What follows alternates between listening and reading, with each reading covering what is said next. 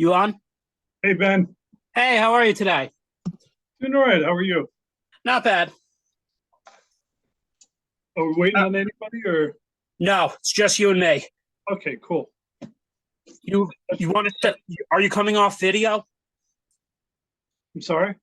Do you want to do audio? I thought I was on both. Still having a little trouble with the video, right? I could see you. Okay.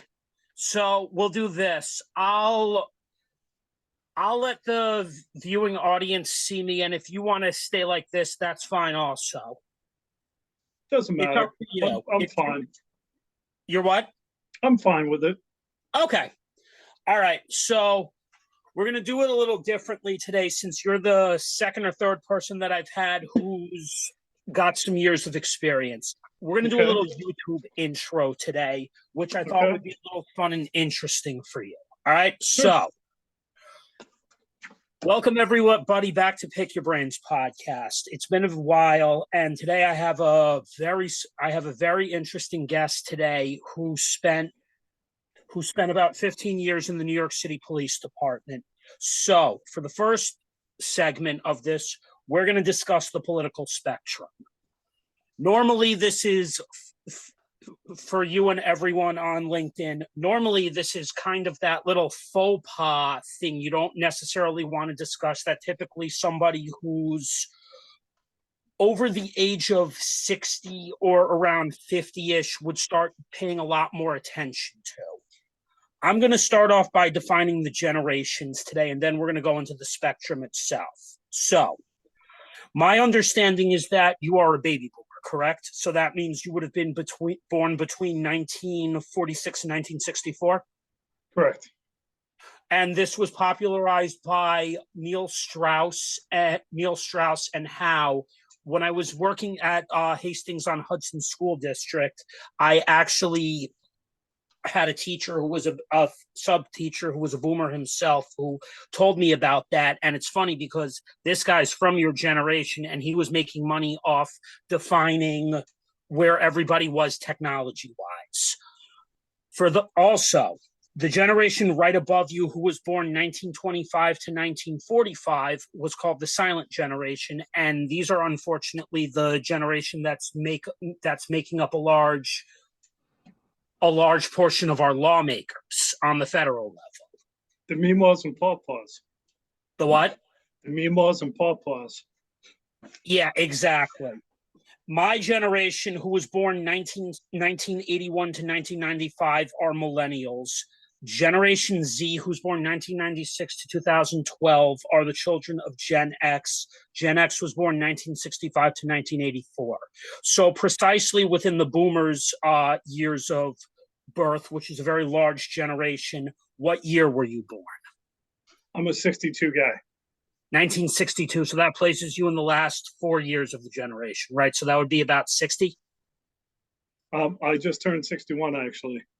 Ah, okay.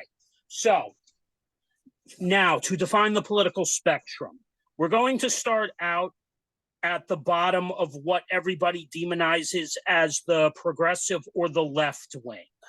So we're going to start out with a progressive.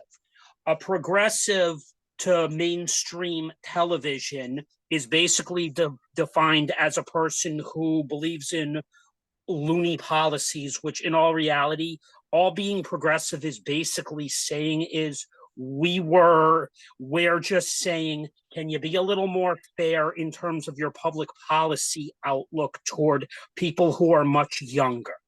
So unfortunately, to people in your generation who come from what you called the paleo conservative movement, which was Barry Goldwater, if I remember correctly, who are Correct. very far right and hung up with a lot of money and know they can buy influence.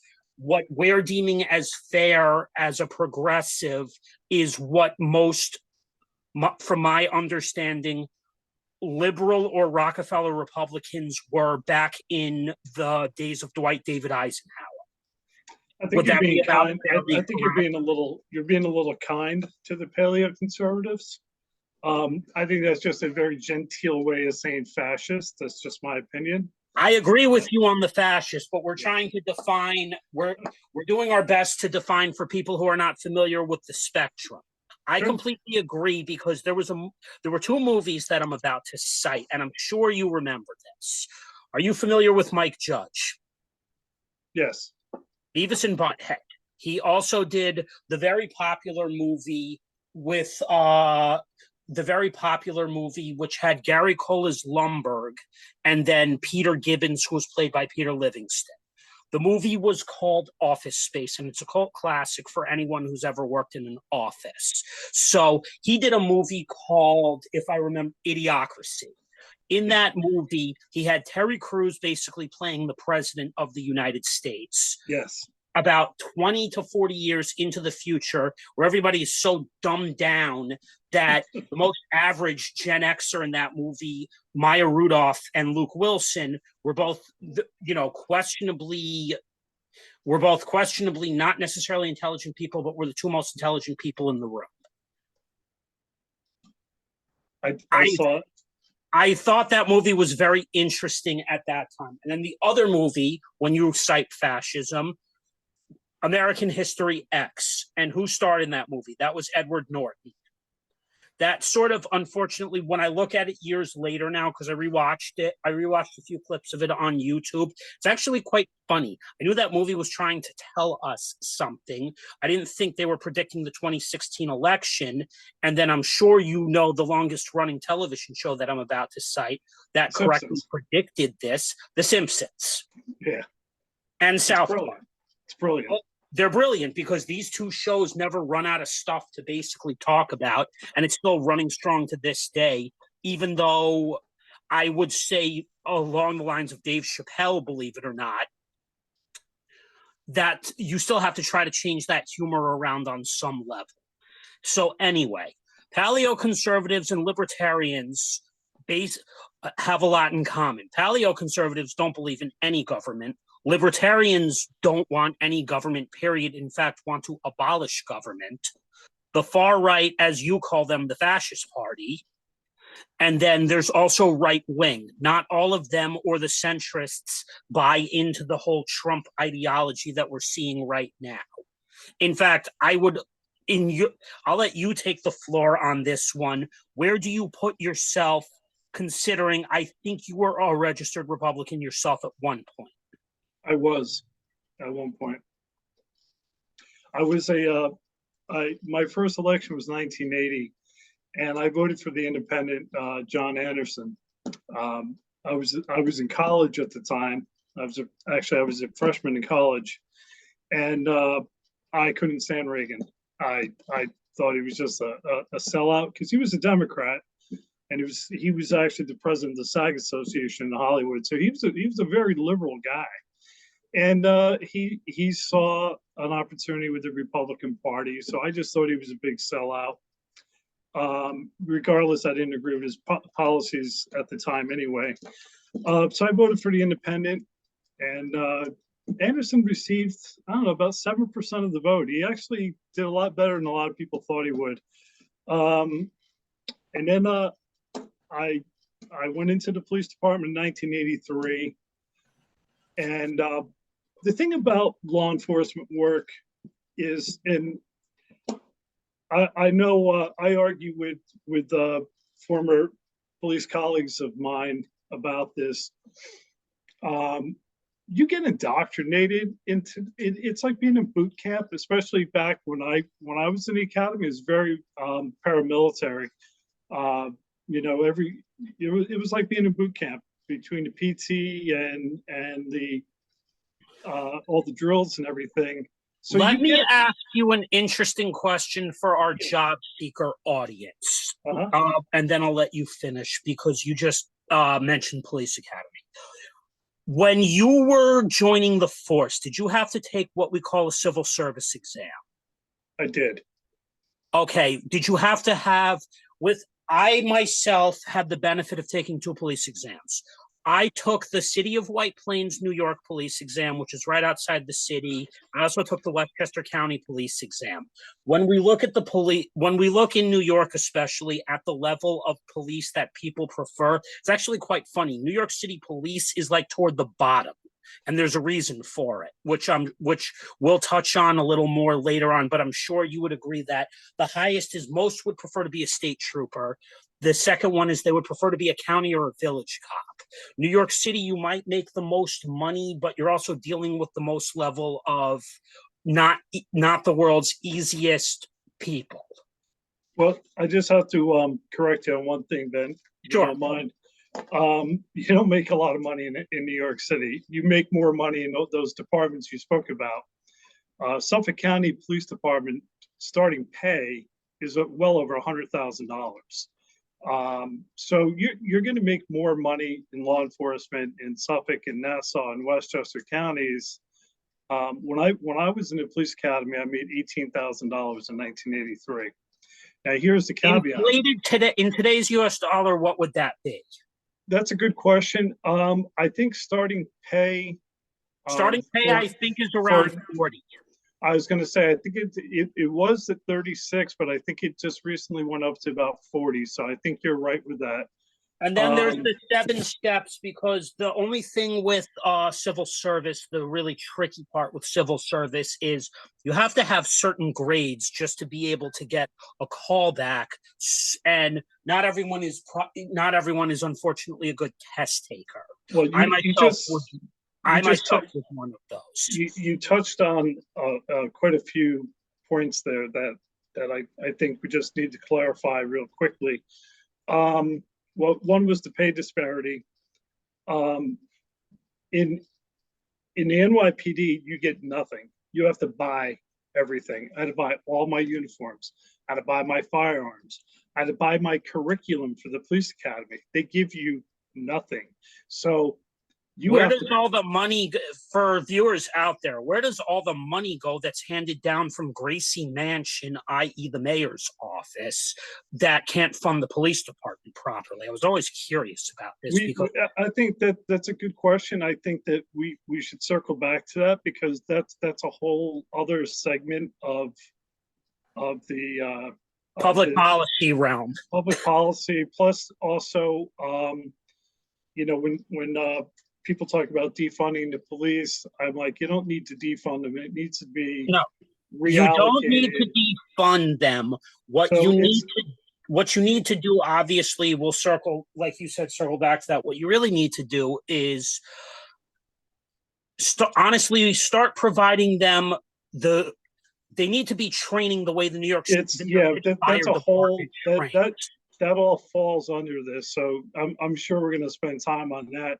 Yeah. So just to circle back to where I was. So in the academy, you get indoctrinated into this. Your PBA delegates basically say we are going to back Ronald Reagan. We are going to back Rudy Giuliani. We're going to go back Michael Bloomberg, or whoever their chosen candidate is.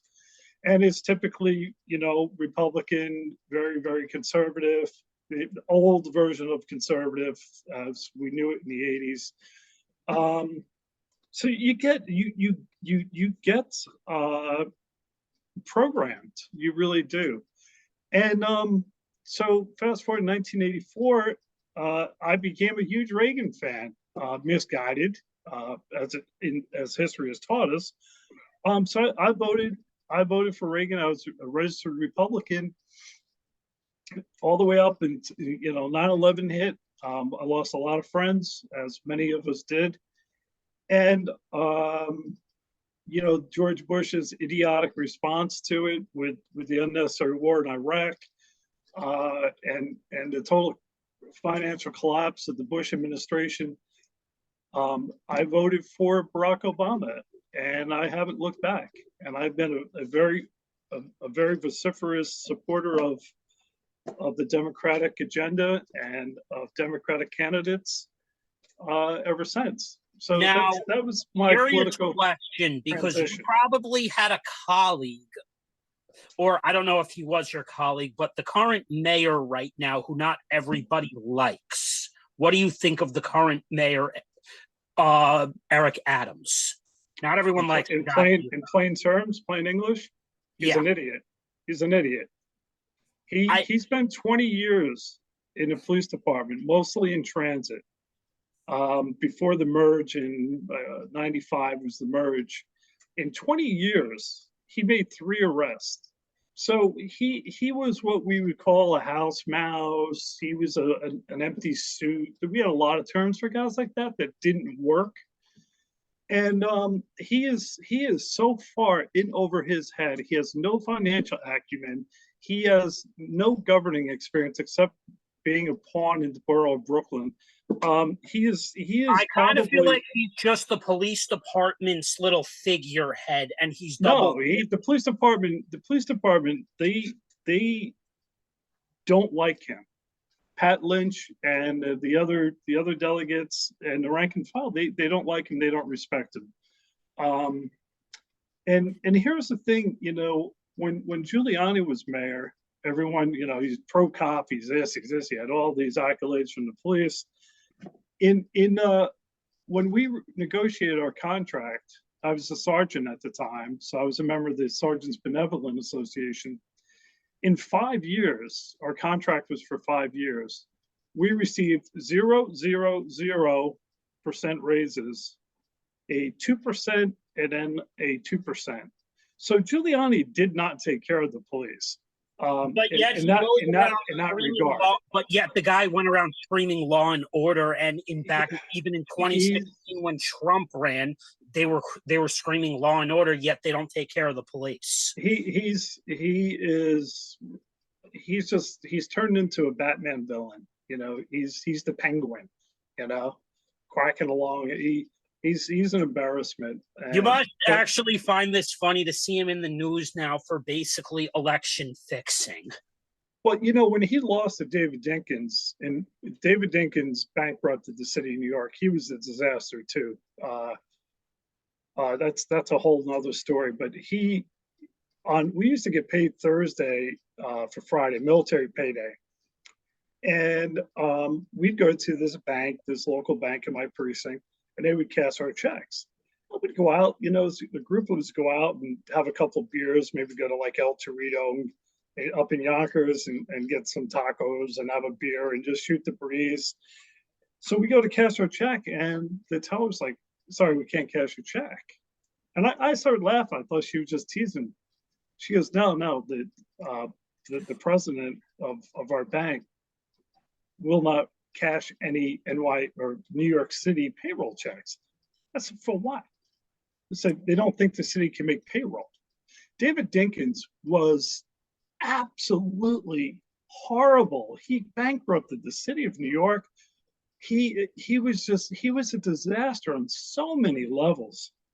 And you know, so my point to that was, though, when Giuliani lost to him the first time, he screamed election fraud, that dead people were voting. Everything that he was out there touting after Trump got whooped by President Biden, after all that, he was spewing the same rhetoric that he did when he lost to Dinkins. So you know, this is nothing new with him.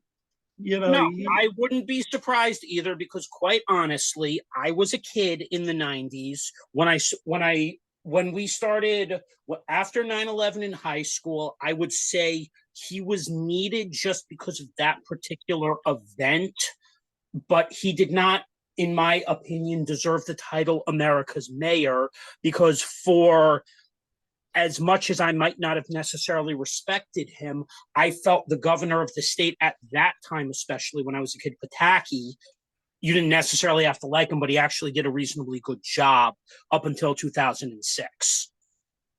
Your take on that is pretty accurate.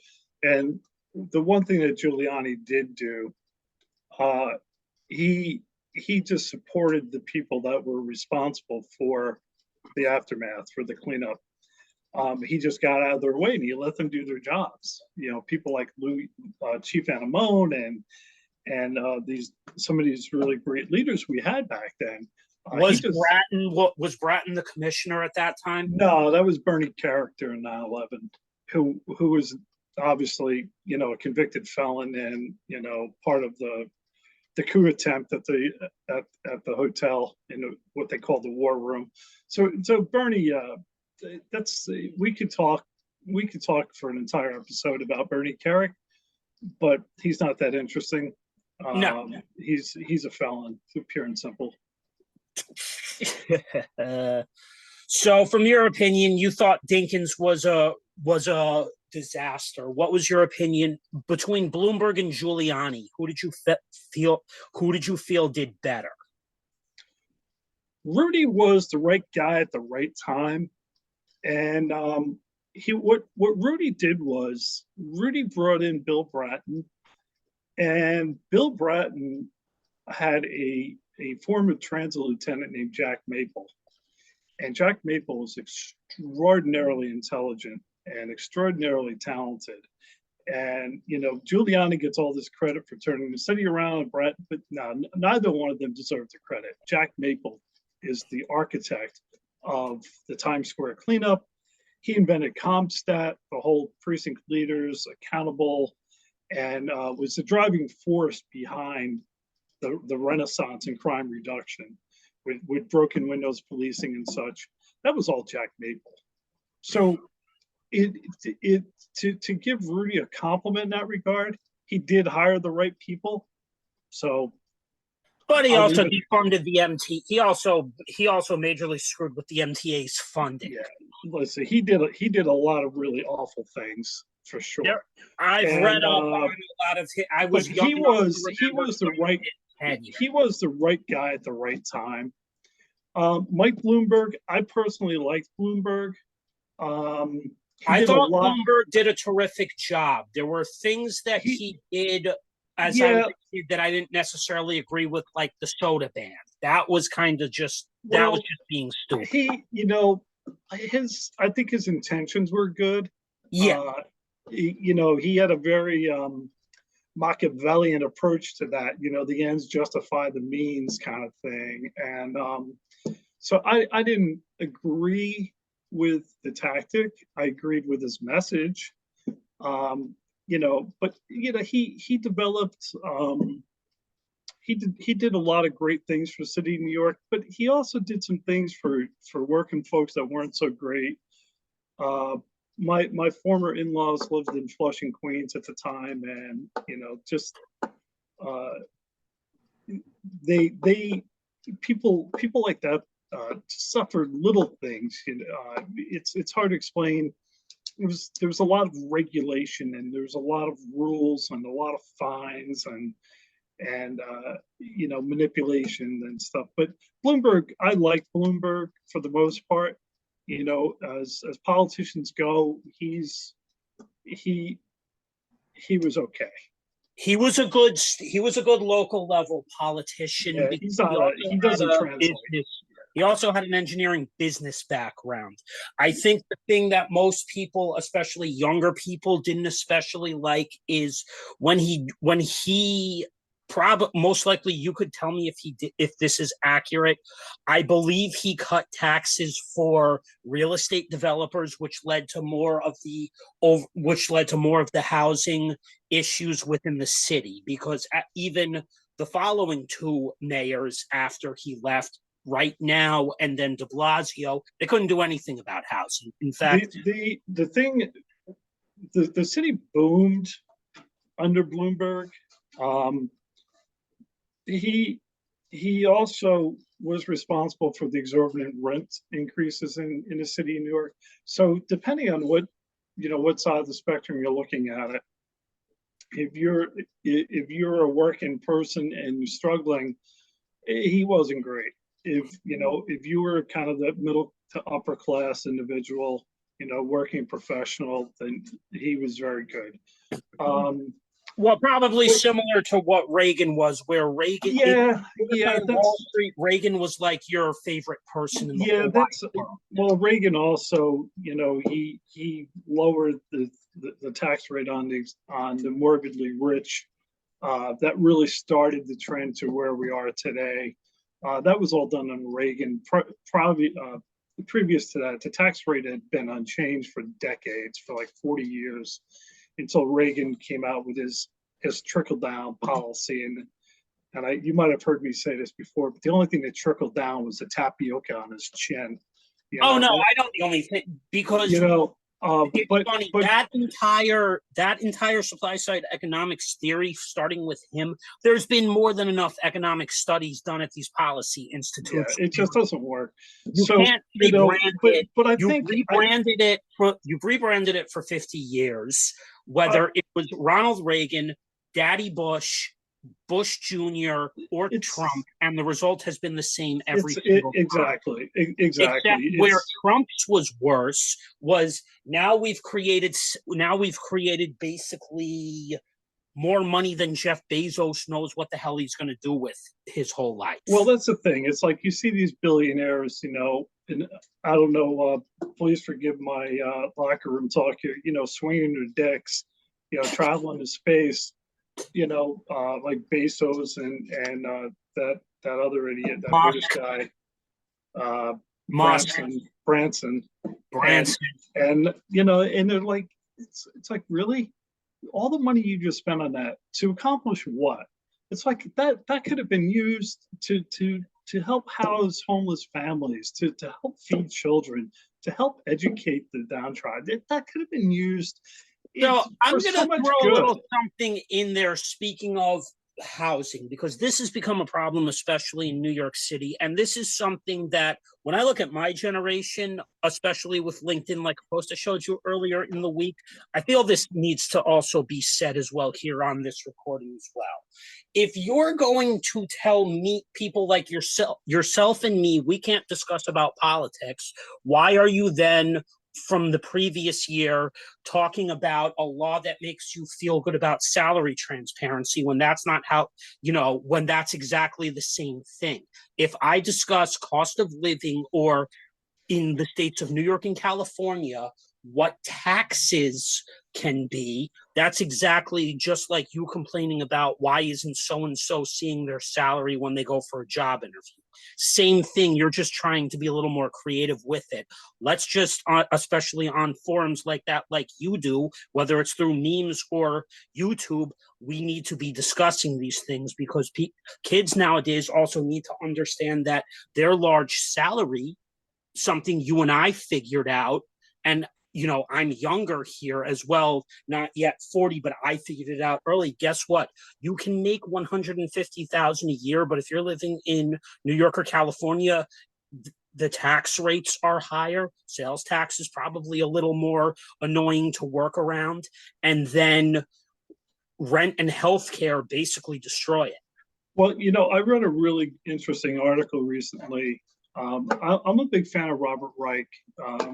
So am I, actually. Yeah, I like reading his stuff. He's very intelligent, and I really, he's fantastic. He was actually a graduate of John Jay Cross River High School, believe it or not. Yeah, he's an interesting guy. I really like him. But there's another guy that I really like too. His name escapes me, but I just read this article recently regarding Reagan and his tax cuts. And basically, the Republicans duped the less fortunate people out there that don't make a lot of money, thinking that tax cut is good for them. And I'm not an advocate of raising taxes or anything like that. That's not my bag. But what happens is when corporations and the ultra wealthy have to pay more in taxes, then your base salary stagnates. Or so if I retire and they're replacing me and I was making 100 grand, they're gonna lowball this next individual at 85,000 because I had gotten this tax break. So my net income has gone up. So they look at your net income when hiring. Trust me when I tell you that, because I did a lot of hiring in my professional career, and a lot goes into it. So, but it was a really interesting article regarding taxes and the fallacy that tax cuts are good for everyone. The only thing I've heard schmucks like Ted Cruz basically go around in 2017 how if you allow the Republicans to cut tax rates, it's better for you when you get your first coming out of college. I was literally watching that on CNN streaming. No, it's not. It's just another one of their mendacious statements to dupe people into thinking that they have their best interests at heart. And quite frankly, if you're not making millions and millions, I don't know why you'd vote Republican. Honestly, I don't get it. Because if you remember, since you probably remember this, Nixon's Southern strategy. I watched the whole educational video on this from Dennis Prager, who's another annoying right-wing schmuck, who him and Ben Shapiro, who are both secular Jewish people, work with the Wilkes brothers, who are legitimately Christo-fascists at this point, or billionaires who made a lot of money with oil fracking. But anyway, the video was trying to sort of make the argument that the reason Nixon won the South was because he was able to appeal to them on traditional values. So traditional values to people down there would be keeping the government away from you to do X, Y, or Z. So if you run on something like that, supposedly you can appeal to the lower person with a stupid policy like tax. I mean, when you look at less educated individuals, when you look at, I hate to refer to them as stupid, that's unkind, but uneducated people tend to uneducated prefer authoritarian pastor, but they prefer authoritarian control, authoritarian type leaders. They want to be told what to do. And it's part of the whole fascist playbook, where you control the courts, control the state legislatures, and keep the populace stupid. And that's a multi-pronged impact, because if you keep people uneducated, then that offers compliance, because they don't know any better. And that's all it is. It's about compliance. And that's why the American education system is such tatters right now compared to the rest of the free world. So they want to keep them uneducated because they want them to comply. If they don't have a college degree, they have to work multiple jobs to make ends meet. So now corporations are getting cheap labor. So they're saving on their payroll. They're saving on their payroll taxes. So their labor costs drop. So now they're making more money. They're making, their EBITDA goes up because their labor costs is going down. And then the other thing it does, and this is a pet peeve of mine, are for-profit prisons. So when an individual's grown up, you mean not the state or city prisons. We're talking about the private developer who makes privatized. So how does he make money?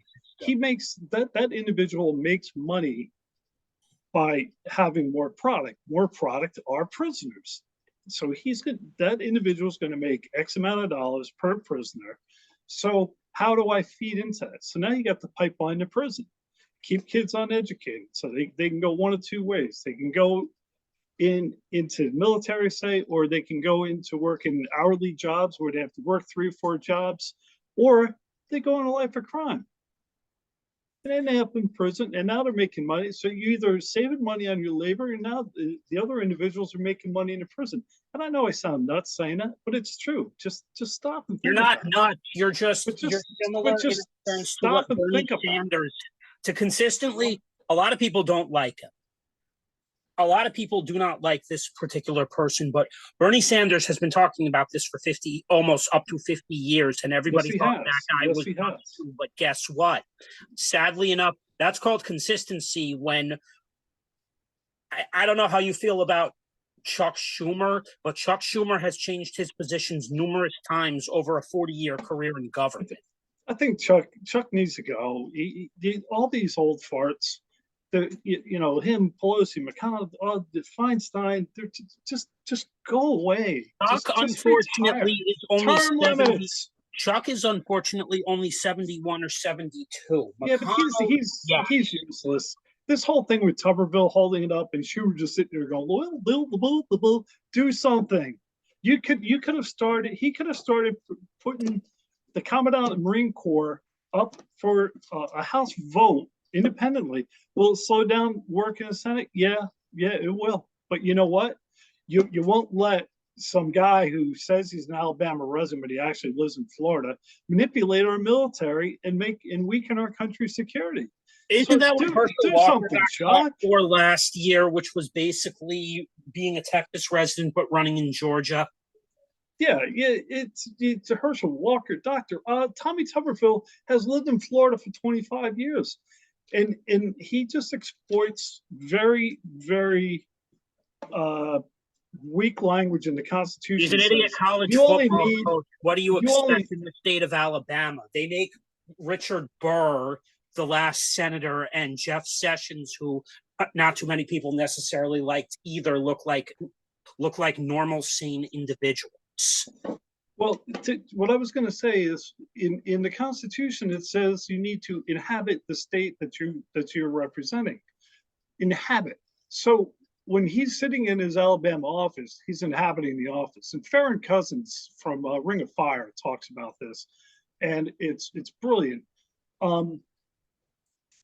When he is in Alabama, he stays in his son's house, who owns a house in Alabama, but his son lives in Rhode Island. So he inhabits the house while he's there, but he actually resides. So there needs to be some type of constitutional amendment to stop that nonsense and say you need to reside in the state in which you are, and you need to live there for 2 years. Before you run, you need to be living there for 2 years, residing there, not inhabiting, not a 10th house like Dr. Oz. You need to actually be a resident of that state. And this is, they got to be very specific because, like William Byron Jennings said, Ford lawyers, we wouldn't need them, Well, it's funny when you talk about government. It's funny when you talk about the language. It's funny when you talk about government. Once you reach a certain age and you've been practicing law for naturally, in this case, because a lot of these, even state governors, everyone's coming from a law background. Once you reach a certain age and they want to, have you push you out and retire from law, what's the next traditionally? When you were growing up, what was the next most likely career path? You were thinking maybe if I run and become a elected state local leader, then at the very least I can finish out, my years working. Yeah, it plays into it. It's and we all know about law school. There are more people in law school than are lawyers. 85% of the world's populations of lawyers are in the United States, and most of them are in DC, New York. So we can go blah blah blah blah blah. Yeah, stats, facts, okay, sure. But the bottom line is, we're not producing these great engineering minds. It's India, it's China, it's countries that put a bigger emphasis on education. And we don't. On the STEM field, science, technology, engineering, and math. Yeah. So we're producing attorneys for what? For what? And listen, my mother's father, my mother, who was also a baby boomer, born in 1956. Her birthday was last month on August 4th. Her father was a town of Nassau Supreme Court judge. She grew up, as did my uncle, with the understanding that a law school background is a good background to have no matter what you do. But that doesn't mean that people should go to law school. There are other ways to learn about law. Well, it's funny because when I was injured in the line of duty and forced to retire. I didn't want to retire. They made me because my injury was so severe. So you didn't leave. You got an injury. They didn't want to pay it, and then you ended. Were you 15 years into the force when you retired? No, I was only, when I got out, I had 13 and change. So basically, you got pushed into retirement, did you get to leave with a pension or not? Yeah, I get a pension. Don't get me wrong. I'm not singing the blue. I didn't want to retire though. I was a 30-year guy. I had ambitions to be, So you would have been yours. retiring today if it hadn't been for that injury. I'd probably be about ready to. I'd be coming up on forced retirement at this time. Actually, a friend of mine, we came on a job together. He was chief of detectives, Jimmy Essig. He just retired recently, and I couldn't imagine being a police officer today. But yeah, I'd be coming up on forced That's retirement. the thing we should go into, and then we're going to discuss what you did after the police. Sure. So I know we kind of got off on a tear there. But... No, it's fine because it helps fill the time and give people an idea of, a couple different things. We're giving people an idea of not just where you are politically, but it's a form of storytelling what you just did. We delved into a little bit of federal state policy, understanding, why this country produces more salespeople and attorneys than it does engineers. Which was a leeway to a post I showed you earlier in the week about international, about, that person who was complaining about international students, which is another form of politics. I'm a storyteller. So when doing something like this, even if you jump around, there's still kind of a set purpose. What do you believe needs to change in terms of policing today? Because observation that my generation has literally made is something that got confirmed to me by somebody around your age back in 2020. We're looking at basically what the police were doing to break up violent race riots in the 1960s and 70s, Woodstock. We're looking at outdated policing tactics. Well, for some background, I worked a couple of riots. I worked Crown Heights. I was out there every night for days on end. And I worked Washington Heights as a sergeant. So I had, people under my command. So I do have a lot of experience in riot control. So as far as what needs to change, oh my God.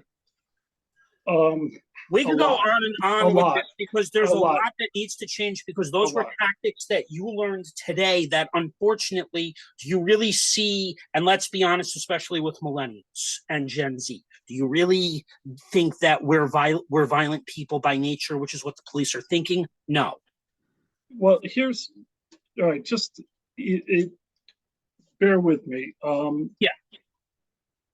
So a lot needs to change regarding policing. Starting with the vetting, psychological testing of candidates, the vetting of candidates, where we are recruiting from, the training which they receive, how long the training is. We need to, one thing that happens a lot, and just for full transparency, I do a lot of pro bono work. I'm working on three different cases now where individuals were murdered, and it was disguised to look like suicide, and in two of them the police are complicit in it. It's a very long story, but so I'm trying to help these families get some justice. So in what I've noticed, especially in smaller departments throughout America, is that these cops are able to flaunt rules, laws, morals,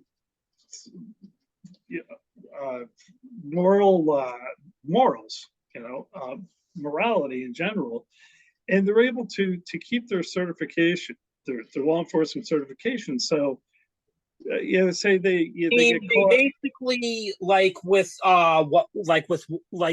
the really popular case back in 2020, they can basically mess up, do whatever, get off the case, and then get a job in another city. Yeah, so there's a lot of that. There's, you can get caught, cavorting with prostitutes and God only knows what else, committing misdemeanors. And they go, hey, listen, you got to go, but we're going to let you resign. So then you catch on with some small department in a neighboring community, and you're able to foster more and more, criminal activity in some cases, or just constitutional violations, and so that needs to change. There needs to be more transparency, and there needs to be more accountability in that regard. Yeah, that's one I would agree with. I want to, before we move on to what you've done, there's one thing. I printed off your essay, and there were a couple things that stood out to me because you and I definitely agree on one huge thing, and most people agree, even in my generation. The Second Amendment has been completely 100% perverted. I don't care what anybody says at this point. And your introduction at the top, the gun lobby's interpretation of the Second Amendment is one of the greatest pieces of fraud, I repeat the word fraud, on the American people by special interest groups that I have ever seen in my lifetime. The real purpose of the Second Amendment was to ensure that states' armies, and this was actually written in the original Second Amendment, well-regulated militia. Well-regulated militia, meaning if you want to shoot a gun, that's fine. We respect that. Please join the military. No, I don't want stupid person down the street holding a military-style assault rifle. And this was said by somebody who, Chief Justice Warren Burger, who was the Chief Justice of the Supreme Court probably when you were growing up. Am I correct? And one of the most conservative Supreme Court judge, and that's another term that's gotten adulterated, is conservative. There are no more conservatives. Well, because conservative means different things. Conservative nowadays, unfortunately, means rich right-wing jerk. White Christian nationalist. There's your conservative. I like to use the term jerk because there are plenty of people who don't have enough tact to argue, that don't want to hear the term Christo-fascist. Yeah. Just look at Marjorie Taylor Greene. That's what she is. Let's see. What are some of the other terms they don't like? I mean, they call a progressive in Trump's, the people that Trump appealed to. So it's funny when you define I'm going to circle back to one thing. A liberal isn't necessarily a bad word. That's another word that's been demonized. It just means that we have a modern way of looking at things, and we don't think going back to how things were makes sense. You're going forward with technology. You can't be conservative in that sense with technology nowadays, with how much that's evolved. I had someone say to me once, I was on a podcast that is very interesting. They do a lot of it's called Mike to New Haven. Mike Cologne is the host. It's a very good podcast. And I was a guest of his, and off camera, he's like, because you're really compared to most cops, you're really liberal. I just started laughing. I said, I don't think I've ever been called that in my life. I was like, but you know what? If liberal means fighting for the common good and an individual's rights, that's what has gotten lost with liberalism. And I'm a fascist-hating, democracy-loving America. Okay, sure. I'll wear it proudly. Give me my scarlet letter. I'll wear it around on my forehead. I've gotten called that too. I had a friend that I had to cut off earlier this year who for years called me a liberal. And then I was like, okay, so basically you think because you could get a house that not a house, a condo, you're in a better paying you're in a better paying career at this stage in your life in a management position, that all of a sudden, because you're making over 100,000 a year, Trump's tax cuts were beneficial to you. Okay, sure. Well, if you're making less than 100,000 a year, as you said earlier, then somebody like me, there's no business in me voting for Republican policies like that. When I discuss politics, the whole thing is I look at it from a policy aspect and what makes sense to my life. It makes no sense for me, and it never has, to vote for Republican policies because unfortunately, there's also been a lot of research shown where Republican policies aren't good for people making less than a decent salary. When you go under 100,000 a year, give me one benefit that a Republican policy is going to do for somebody like me. Maybe I agree with a few things that Reagan made in his speeches, like, for example, the best social program is having a job. But I would say even now today, you can't really say that anymore because unfortunately, an older person to a younger person. Sure, it would be nice to make a better salary, but then when what we're about to delve into with you especially is finding other ways to create a salary.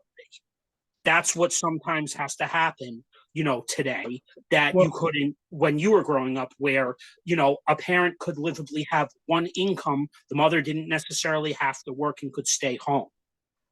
That was my household. Mom was, a housewife. My dad was self-employed, so mom did a lot of things at home regarding the business.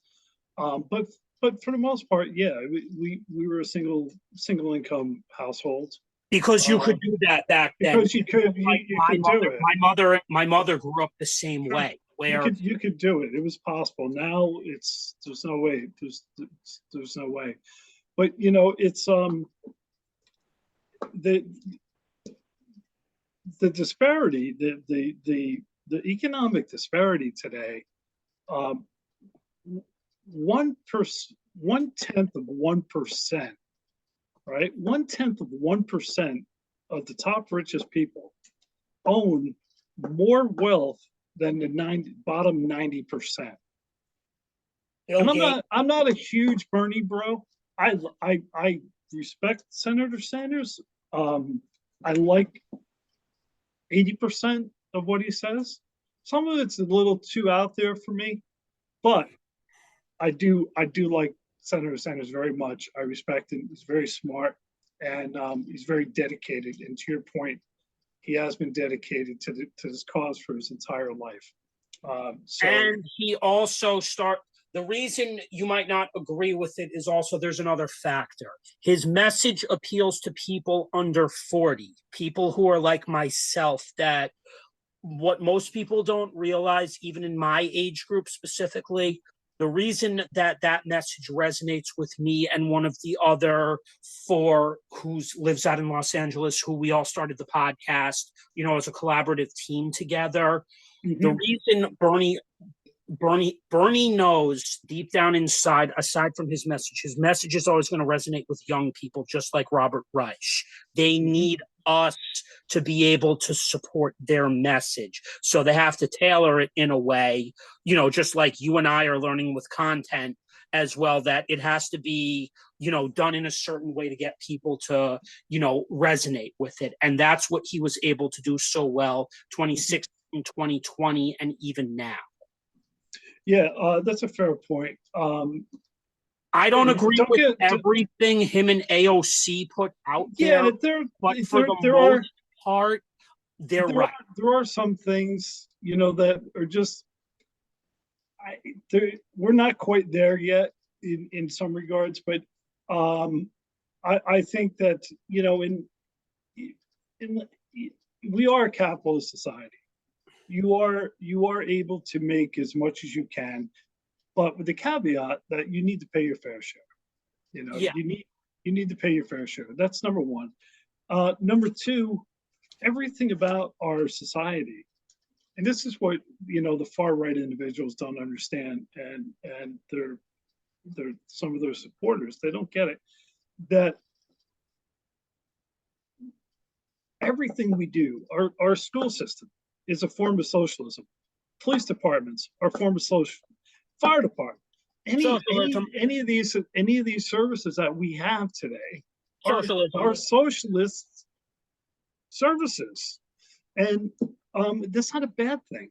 But we, as the United States, we were founded as a capitalist society with a socialist caveat, use that word a lot, I'm sorry, that No, it's fine. the government can step in for the greater good.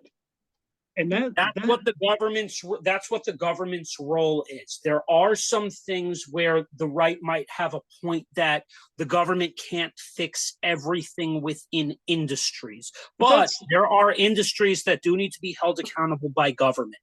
Perfect example, financial sector.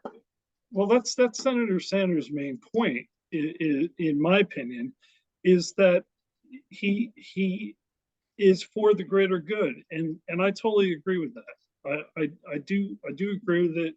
Sometimes it gets a little warped, and his message gets a little sidetracked. But with that said, I do agree with it. I think that we are responsible for taking care of some folks that need help. You know, in our country, I'm the recipient. I had a liver transplant 3 years ago. That's a whole nother story, and that kind of got me on my trajectory that I'm on now. And I was literally on death's door. It would not being hyperbolic. I had weeks left, and long story short, some poor soul passed. I received their organ, and I survived. And that and the subsequent care since has cost millions, probably $3.5 million. And thankfully, I have good insurance. But what are some folks supposed to do that don't have that? You know, what are they supposed to do? Sit in a corner, wither and die? In the United States, this should not be a concern. And yet here we are. Because what we decided to do was we decided to let insurance companies become too bureaucratic in this sense with healthcare. That's getting into my industry, which I work in at the moment, where I think a lot of us say it ourselves. Insurance has a little too much power over life-saving medications and life-saving surgeries. Well, look at people in Florida. I lived in Florida for 11 years. I lived in Key West. It wasn't really Florida, but I still have. I did a lot of business in Florida, so I have a pretty good understanding of the state of Florida. Now let's move on to what you did post police. Well, let me just finish this thought. After Hurricane Andrew, State Farm pulled out of Florida. State Farm hasn't offered any policy in the state of Florida. And right now, AAA is not signing up new automobile policies in the state of Florida. People in the state of Florida can't get flood insurance. That's the real reason. They can't get hurricane insurance for various reasons. And yet Ron DeSantis sees fit to run around and get concerned with things in other states that don't concern him. And yet his state is suffering. And so insurance companies need to be regulated, as do banks, and I'm not a proponent or an advocate of big government, controlling everything, but there has to be safeguards against these companies, just running roughshod over the American public. Mm-hmm. Now, what was the first thing you originally you went to SUNY Cortland, and what did you study? I was probably the only one of the few teaching. Cortland is a big teaching school, and I was probably one of the few non-teaching students there. I studied business management and with a minor in law. So did you go to law school? No, when I retired from the police department, I didn't know what I was going to do with the rest of my life. You probably had enough understanding of working with the law that you could launch into doing something. I thought of taking LSATs and going to law school, but I'm like, I don't see myself in that career. Maybe something like, I don't know, not criminal, not matrimony, maybe in another field of law, but I thought about it, but it wasn't for me. It wouldn't have been a good fit. So I saw on your LinkedIn, it looks like you were a baseball scout for a year. Which team did you do that for? Actually, I started scouting for the Chicago White Sox. So I was still on the job. I started with them in '95, and I was just part time. And then after I retired, I signed on full time. So I worked for the White Sox in '95, '96, '97, and '98. And in '99, I signed on with the Cleveland Indians. And after the '99 season, the GM of the Indians, John Hart, had retired, and there was a lot of movement within the teams. People left the Indians for other organizations, and meanwhile, I had moved to Key West full time, and I fell into an opportunity at a place called Rick's and Dirty Harry's. Restaurant, right? No, we were a nightclub. Oh, okay. We're a nightclub. We were 60,000 square foot. We had 6 different venues. We had live music. We had karaoke, song parodies. We had top 40 dance. We had an adult an adult bar called the Red Garter, all under one roof. We did have a restaurant in the complex. We had a pizza joint that served other food, sandwiches and such. I really didn't have much to do with the restaurant, though. My focus was on the entire compound. Okay. So how many years did you do that for? About 10? Just around 10 years. And then I was recruited to go to work for a company called Lucky Strike Entertainment. We are a high-end kind of boutique bowling facility where we had high-end food and drinks. It wasn't, the bowling alley you and I grew up going to. It was very, very, very high-end artwork, great music, incredible furnishings. And it was very, it was a big fad at the time I worked there. So I was recruited to run their DC location. So I lived in DC during the Obama's first year, and it was a magical place to be. That first year of the Obama administration, it was DC was a really special place then. It really was. Well, yeah, for the first year because it was a different president, and then and there was so much hope. The years went on, it wasn't so much him; it was just the environment. Because I was living with my dad 1 year down there from 2013 to 2014, and the reason I left that market wasn't because it wasn't worth the. What was mainly because their job market is very complex. You literally need to be willing to. DC is a weird place. Government, and it's not easy to get into those jobs. DC is a weird place. It's a very small town. I mean, growing up and living and working in New York City is, everything will seem small after that. But DC it's a small town. It's very cliquey, even outside of the political arena. It's really just a strange place. So I was there for a while, and I was transferred to the Manhattan location.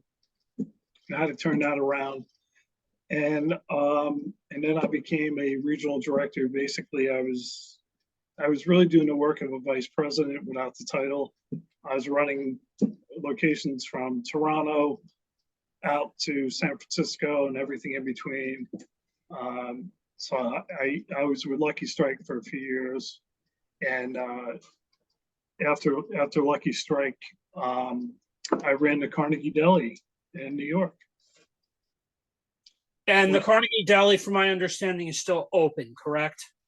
No. The commissary is still open, so you can still order their products online, but the restaurant itself, they closed for a lot of various reasons. It's that that's a really long story for another day. The Yeah, Carnegie, we could talk about the going ons there for quite some time. of course. But But I tell you, anyway, in the time that I ran the Carnegie, I ran the I ran the restaurant, the commissary. I ran the Madison Square Garden location. I ran the US Open location. I was responsible for all of it, and it was a contract job. I was hired by the owner uh, through a lot of intermediaries. I mean, I had to meet with her probably 4 or 5 different attorneys. I had to meet with her all her different accountants. I had to meet with her best friend. The interview process was quite arduous. But I did it, and friends of mine who are Jewish are like, she's gonna let you run her father's restaurant. I go, yeah, yeah, evidently, a goyim like me, yeah, So, but I enjoyed my time there, and it was a very strange place. I'll never forget. One day, I had the chairman of Cushman Wakefield, the vice chairman, Charlie Barrick, at one table. Next to him was Halle Berry and her kids and her bodyguard. And then at a table across from them was Caroline Kennedy and David Axelrod. I got Aretha Franklin on the to-go line, and I'm like, this is just surreal. I was used to dealing with celebrities and very famous people at Lucky Strike, but this was crazy. And as I'm sitting there just trying to process, the, the heavy hitters in the room, who walks in but Robert Kraft. I'm like, come on. Patriots owner. Yeah. Yeah. I'm like, this is like, it was insane. But it was a lot of fun. At Carney, I learned a lot there, and it was a great experience. So now tell us a bit about what your consultancy does now. Is it more legal or is it more food and beverage? It, I cater it to my clients' needs. I can offer human resources. I don't get into I as far as the legal aspect of it is, I just make sure that my clients in full compliance with all local, state, and federal law. As like I worked in California, uh, so you gotta worry about spread of hours, meal breaks, so it all depends on what the client needs. I offer everything uh, you could possibly imagine, everything from creating systems for that individual location to security. If it's a nightclub and they need security overhaul, I'll do that. So it's a very multifaceted uh, uh, company that I have, and again, it all depends on the client's needs. Yeah, and that could be true for even what I'm, trying to do myself, not just with my content, but with this podcast, which is cater to whatever a client would potentially need, which would be training programs. And it's good that you explain that as well. Yeah, So let me. I just want to touch on the training really fast. yeah, Um, one one of my mentors in that business was a very very smart guy, and his his take on training I'll never forget. And he always said, uh, at a company he worked for, he had their CFO say to him, "Well, suppose we spend all this money on training and these people leave," and he would say, "Well, suppose we don't and they stay." So training is vital in my any organization. for you. We don't want to spend the money, but then we'll complain when you leave. Yeah, it's training is vital in any organization. I don't care what business you're in, or what you're only as good as your training. Yeah. So for the last part of this, I just want to go over a little bit of the essay because there was a few things that stood out for me because, it was two things that stood out for me. where you list the contributions that everyone is literally getting from the NRA, my choice comment is the amount of money that goes to the Republican Party is beyond disgusting. And I would imagine that Joe Manchin gets those contributions as well. Like, for example, seeing Mitt Romney get donations of up to 13 million. Richard Burr was getting 6,000. Blunt was getting 5,000. It's like 500,000. It's like, Jesus, where do they get the money? But here's the thing about that. That's and that's information anyone can find online. Oh yeah. That's only what they're reporting. As Alito and Thomas and those guys have taught us, how much goes unreported. This is only what we know about. Yeah, and Thomas, unfortunately, I would literally now argue, is probably the most corrupt judge we've ever had. Oh, without a doubt. Without a doubt. Alito's tied for second. Then we have my next three favorites. The moderate Chief Justice, who I always thought was probably doing weird things behind the scene, which got confirmed. And then you have I want to be Justice Scalia, but I'll never be Justice Scalia. And then I like beer and the woman. Well, she's the most dangerous in my opinion. Yeah, because she believes the part of the Catholic Church she follows makes Opus Dei people go, damn. Wow, she's extraordinarily radical, and she believes deeply in these far-flung religious beliefs that she has. And you know what? Okay, but she has the least experience among the judges. She's never tried a case. She has received zero support from anyone outside of Federalist Society, who, don't get me started on Leonard Leo, but the Federalist Society, that's a whole nother thing. But yeah, she has been deemed the least qualified individual ever to sit on SCOTUS. And sadly, Gorsuch was actually qualified, although I don't know if I like him because he wants to be Scalia. I don't like the guy at all, but he was at least qualified. Roberts, at this point, I feel like he just sits there saying to himself, I'm corrupt, but I'm not this bad. Yeah, he's guilty for a lot of different reasons, but the biggest one is one of my favorite John Kennedy quotes is actually a Dante quote. It says, in times of moral crisis, those who maintain their neutrality, there's a special place in hell for them, something along those lines.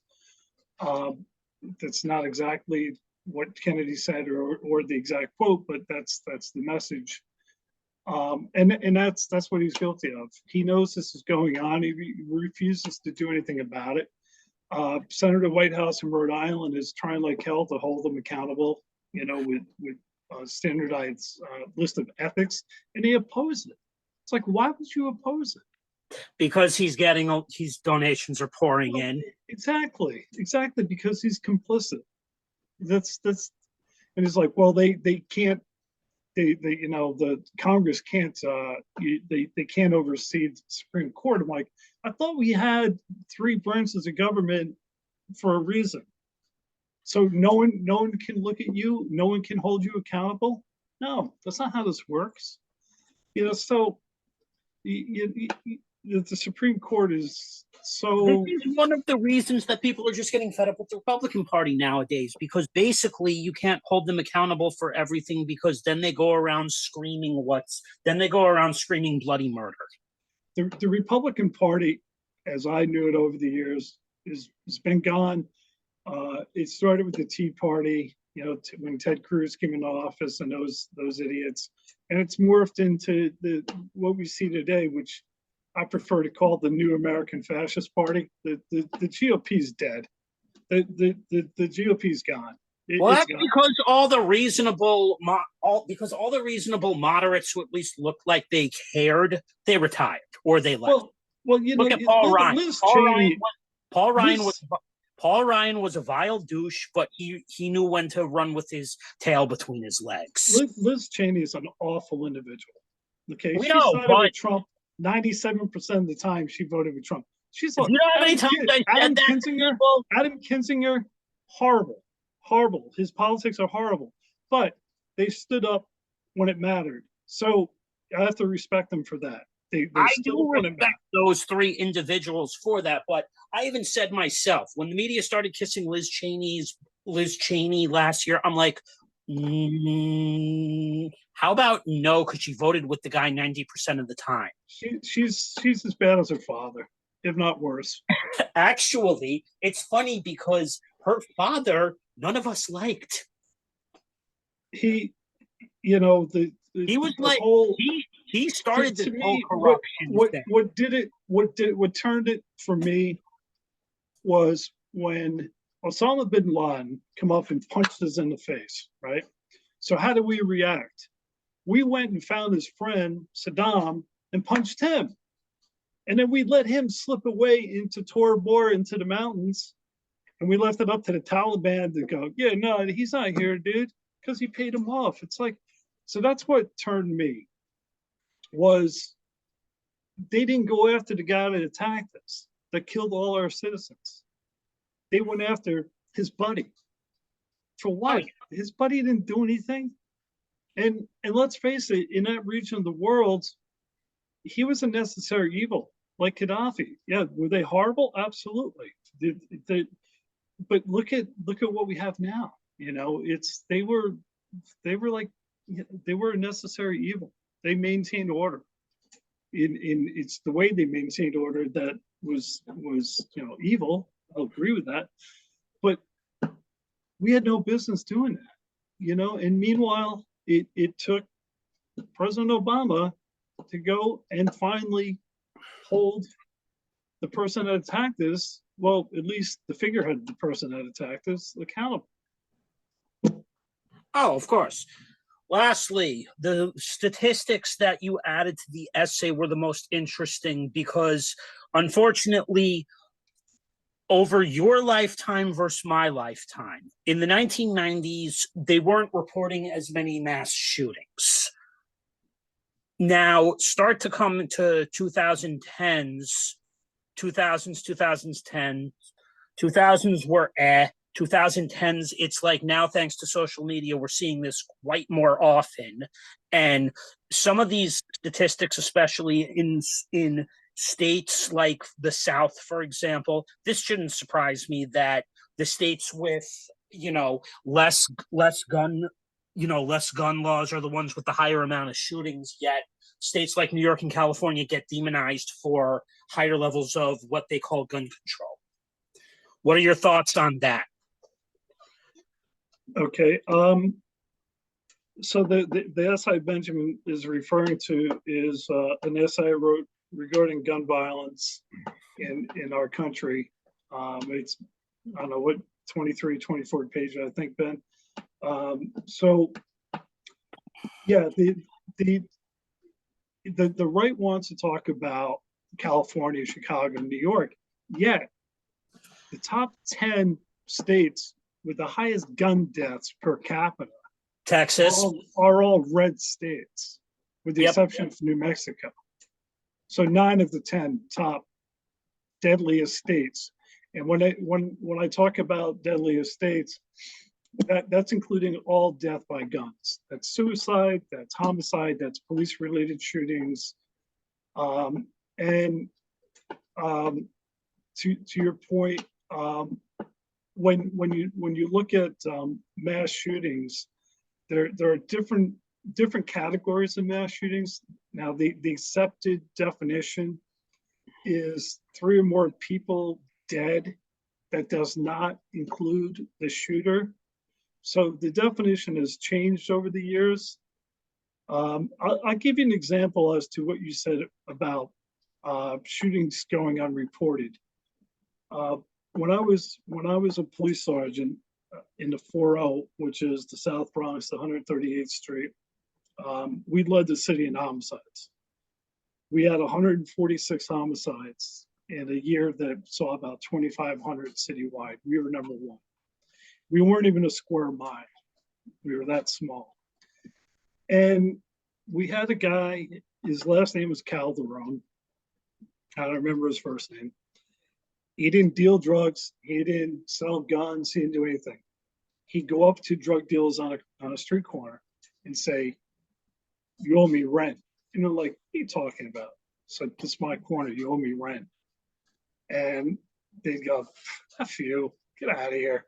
Bang. And he'd shoot him in the head and kill him. And he did this for a while. And he started branching out into another area of drug dealers. And they weren't having it. They killed him, his mother, his sister, his cousin. They killed the whole family. There was like 8 or 9 people killed in one apartment. And after he was shot and killed, our homicides dropped to about 86 a year. So was he killing 60 people a year? Maybe. No one's ever heard of this guy. He was one guy in one little tiny speck of the Bronx. That's how many people were being killed. That's how many guns there were in the city of New York. No one's ever even heard of this guy. He's probably one of the biggest mass murderers we've ever known. No one's ever even heard of him. Interesting. And on that note, I've enjoyed learning about you today and, your life and everything that you do. And I have another show format that I think you'll be excellent for, and it's when we tackle more political topics, which also include they're going to include education. I'm going to eventually be doing probably a YouTube video commentary series in which I think, you would be excellent with. Let's see. Political topics are more going to go along the lines of not necessarily job seekers, but I'll send you a whole list of that stuff afterwards once I compile. But anyway, thank you for coming by today. And this was fun to learn from somebody who's had a lot longer time in the workforce and also time in private business. My pleasure, Benjamin. Thank you for having me. I really appreciate it. All right. Thanks, Ben. We'll see you soon. Take care, Bubba. All right, bye.